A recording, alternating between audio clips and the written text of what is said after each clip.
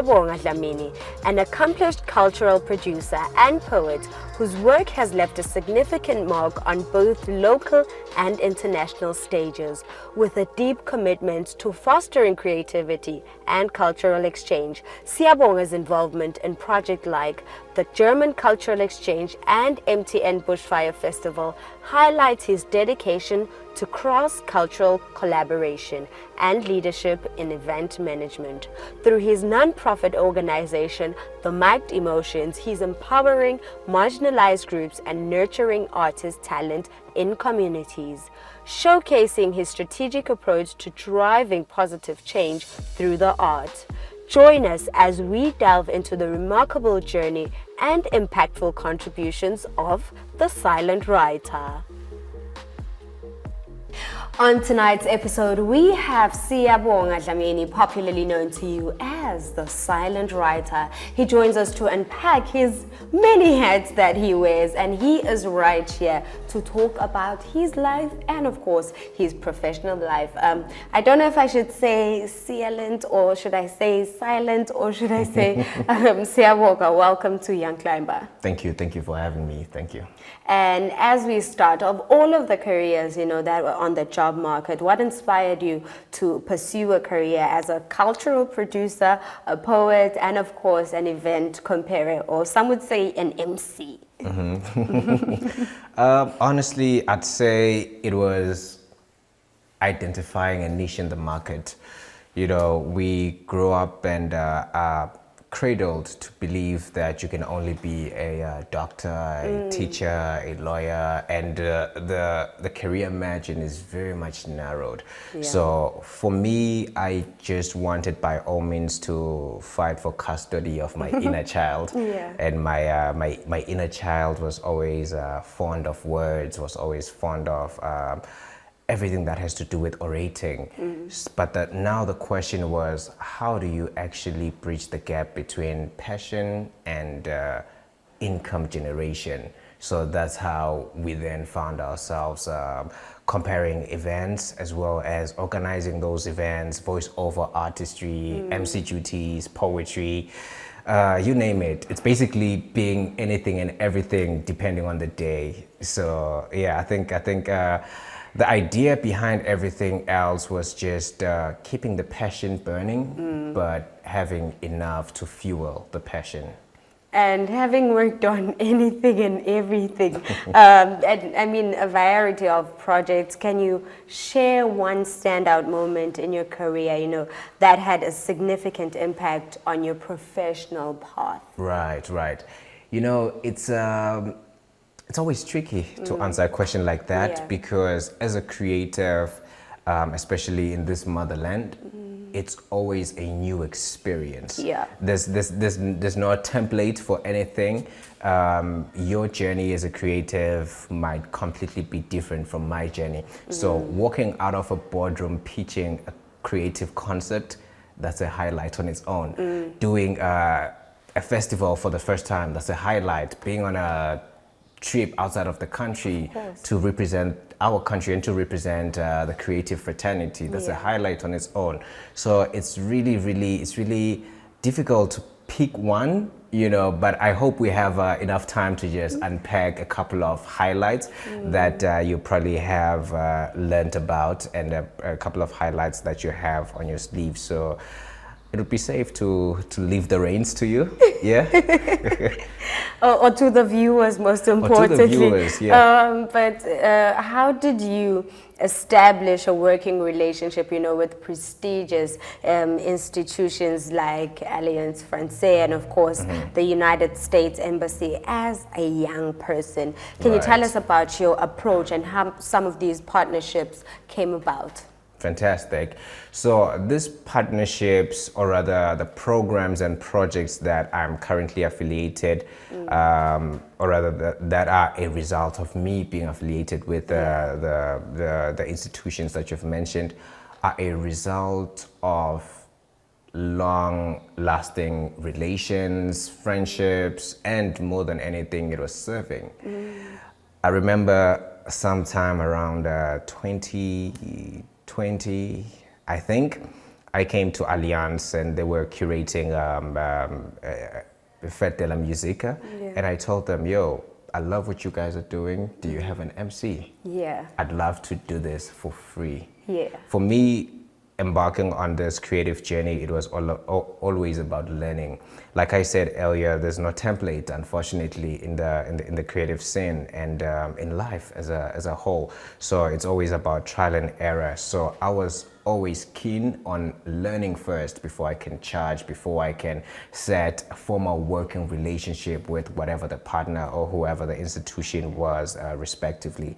So with the I think, yeah, that's just the overarching answer for me, that most of them, because I remember also sending no one knows this, but I remember sending an email to House on Fire. I can't remember if it was House on Fire, it was Jigs directly, saying I want to be a groundsman at House on Fire. Yeah. It wasn't about being a gardener.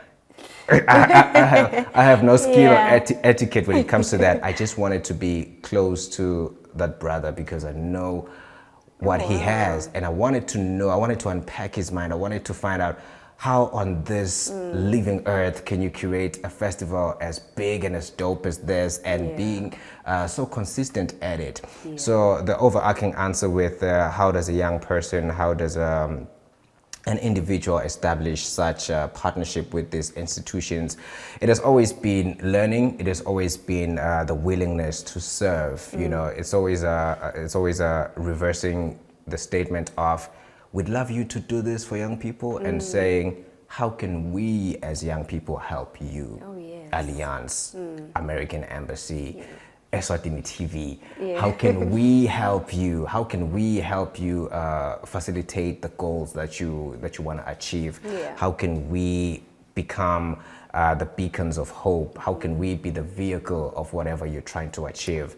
So fortunately enough, once I help you, you help me. Oh, yes. You know, and I don't even have to remind you. I don't even have to remind you. Everyone just invests in whatever they see value in. Yeah, so I think that's how it came about. And now we get to delve into the German cultural exchange. Someone might be wondering what it is. Oh, there's My your favorite. Yeah.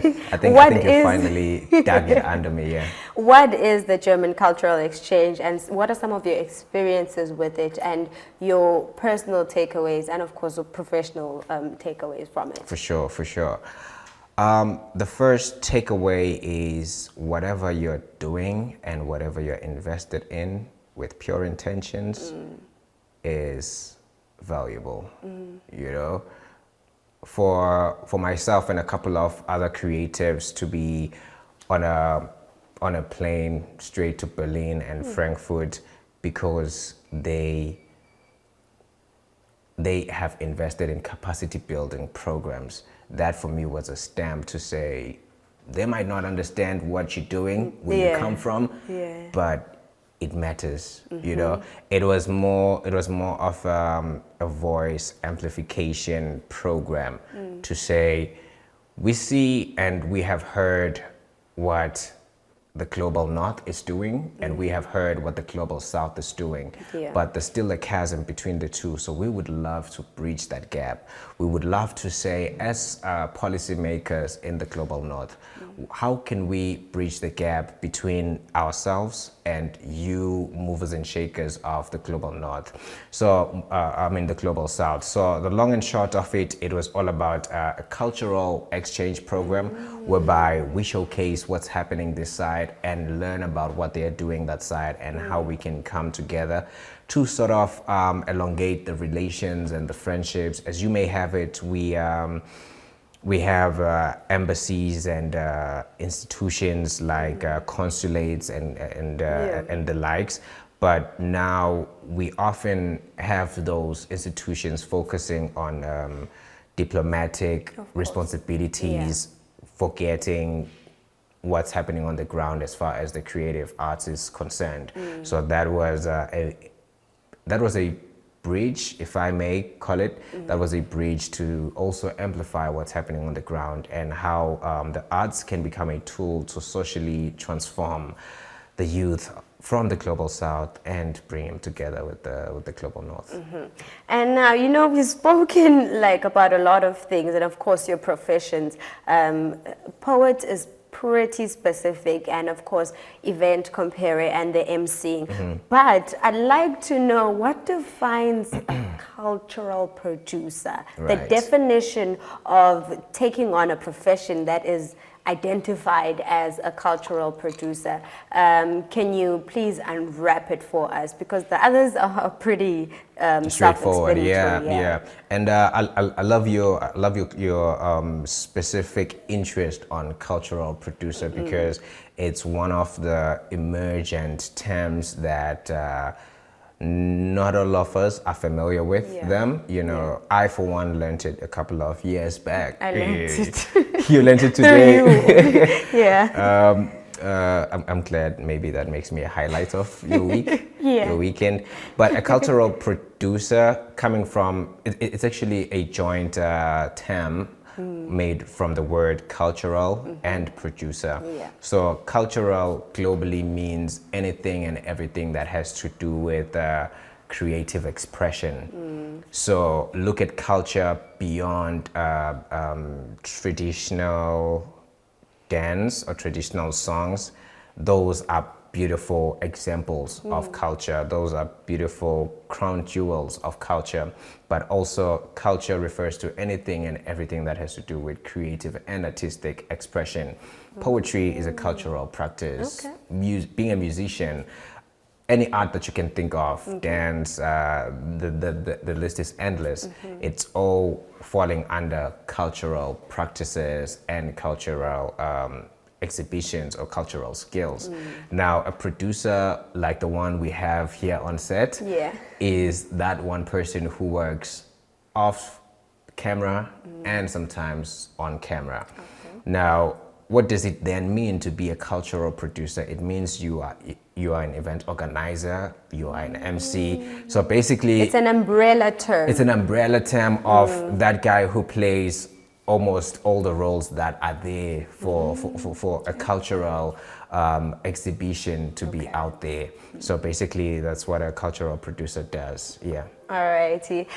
Thank you so much for clarifying that one, Siyabonga. When we return, we talk to you as a poet and some of the many things that you have done. We will be right back.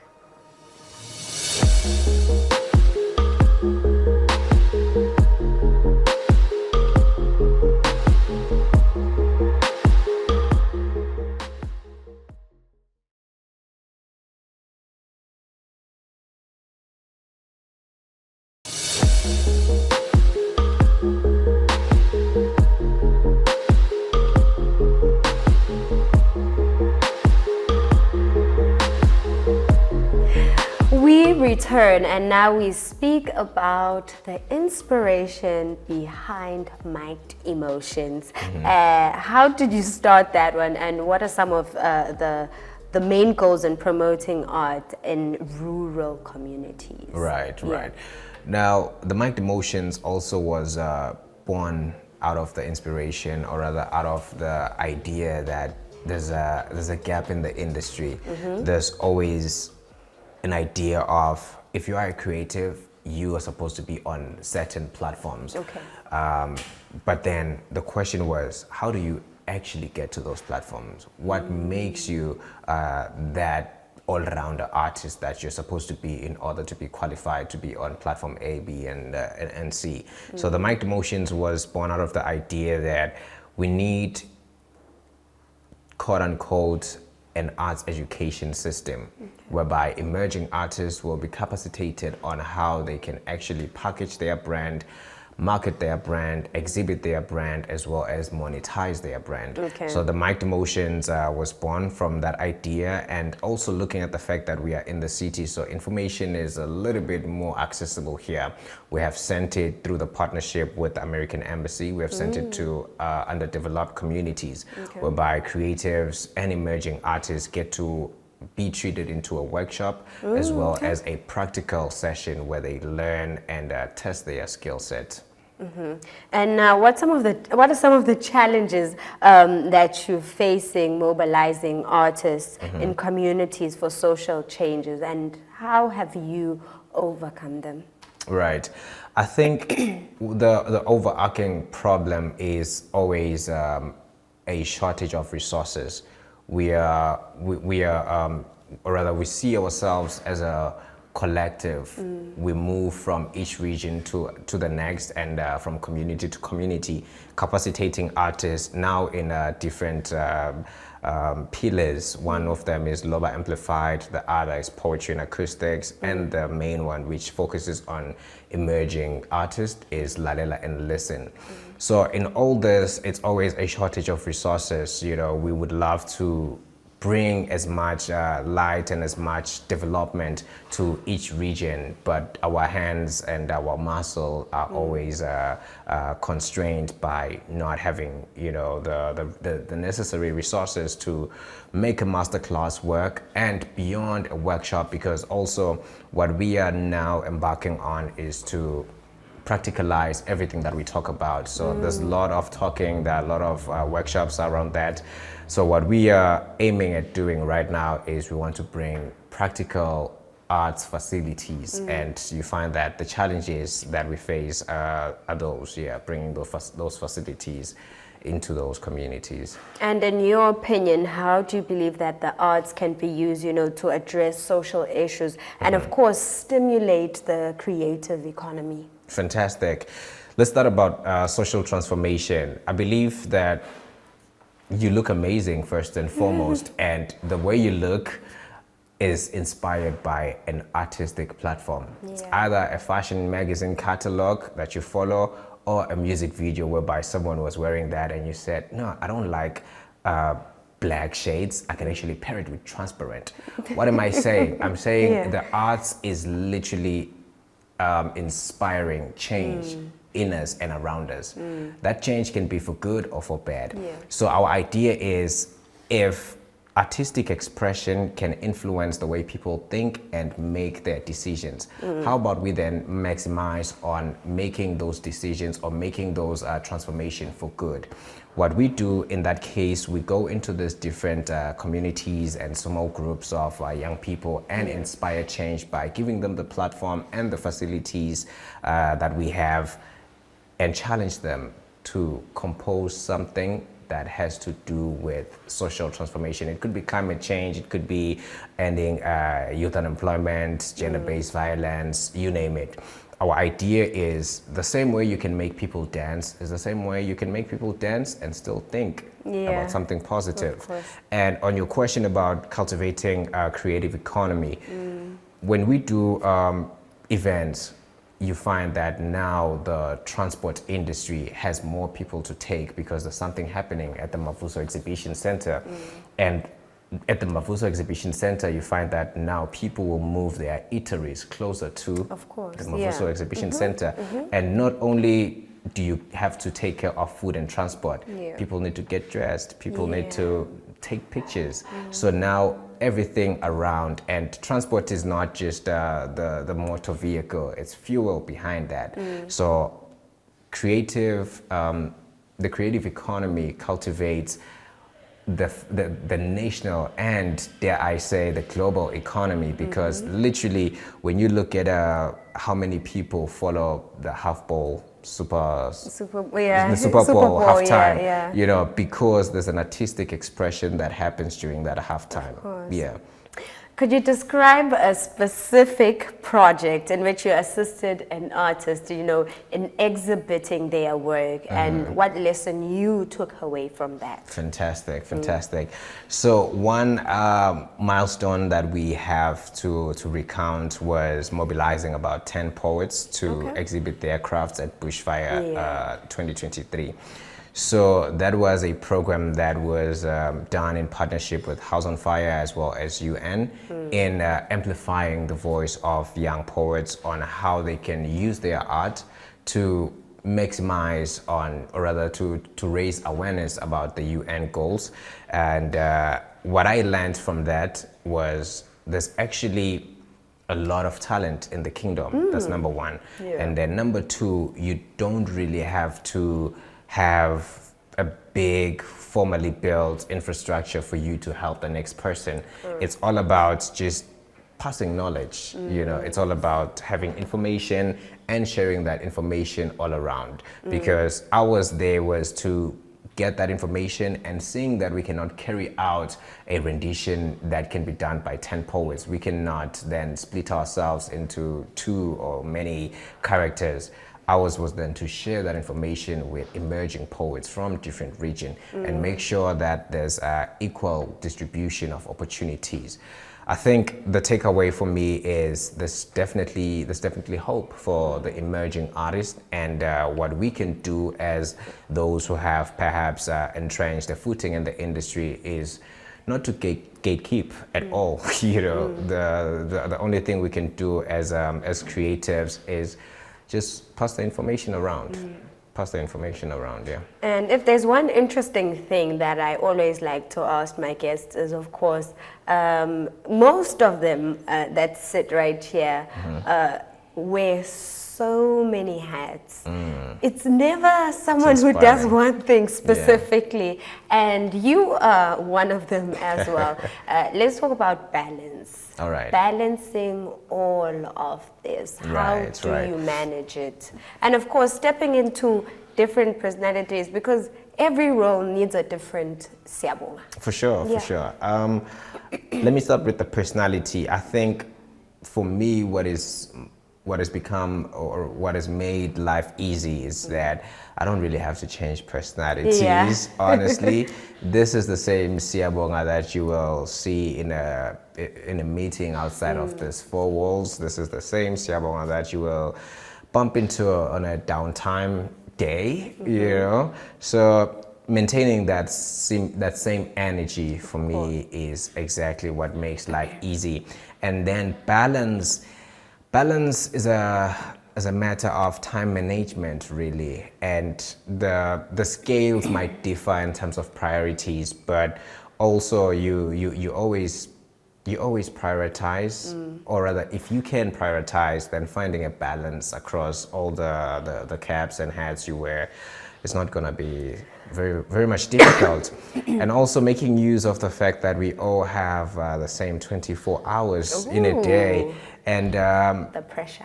not even, because there are people that do way more things than you know the few that I have on my plate.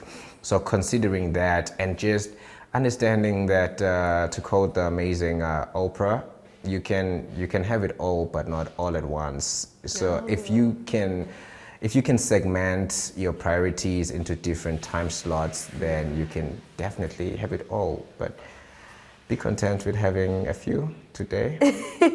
Can't have it all at once. Not all at once. Not all at And once. then how do you envision your future of the creative industry, particularly in terms of cross-cultural experience and change and collaboration, of course? Fantastic. The dream has always been to see the creative space being considered not as entertainment, but being seen as one of the foundational aspects of one's upbringing, first of all. Secondly, one's means of living. You move around doing your errands, maybe in a car. That is the result of an artistic design. And the interaction, the way you talk to people, that is an artistic oration or oratory skill that you developed. And when you narrow things down, you find that takes you back to literature and communication skills.